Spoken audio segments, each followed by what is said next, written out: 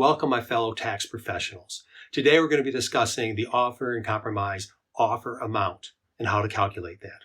I'm your host, attorney Robert Schaller. I'm also the author of the course. This course is going to teach the tax professionals how to use the two formulas used to calculate the minimum amount that an offer and compromise application must offer. The minimum amount is also called the reasonable collection potential of the IRS. So you must offer at least that minimum reasonable collection potential, or the offer will be rejected. So it's essential that you understand how to use both of those formulas. This course will do that. So enjoy the course. Now let's talk about calculating the offer amount. The IRS has established two mathematical formulas that are used to calculate the offer amount with a doubt as to collectability offer.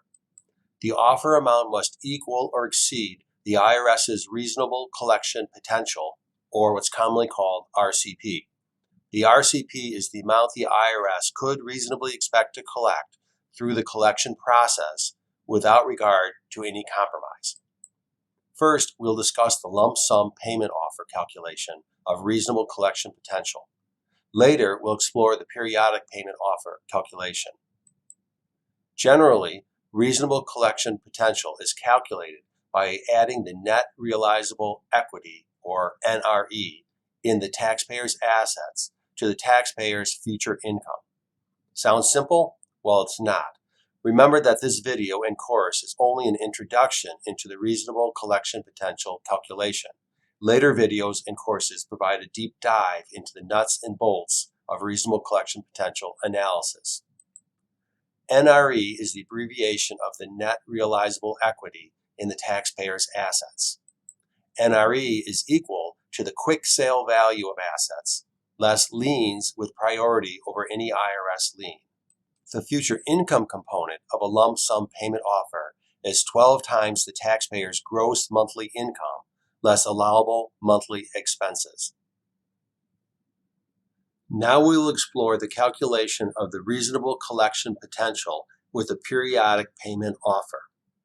Like the lump sum payment offer, the reasonable collection potential with a periodic payment offer is calculated with a two-step process. The net realizable equity in the taxpayer's assets is added to the future income of a periodic payment offer. As a reminder, NRE is the abbreviation of the net realizable equity in the taxpayer's assets. The taxpayer's assets are calculated the same way under both the lump sum and the periodic payment offers. That is, NRE is equal to the quick sale value of assets, less liens with priority over any IRS lien. However, the future income component of a periodic payment is calculated differently from the future income component of a lump sum payment offer. Future income of a periodic payment offer is 24 times the taxpayer's gross monthly income, less allowable monthly expenses. Again, remember that this video is only an introduction into the reasonable collection potential calculation. Later videos and courses provide a deep dive into the nuts and bolts of reasonable collection potential analysis. Thank you for listening to this video, and please spread the word to family and friends that Do-It-Yourself Offer and Compromise Academy is available to help taxpayers find solutions to crushing IRS-backed taxes.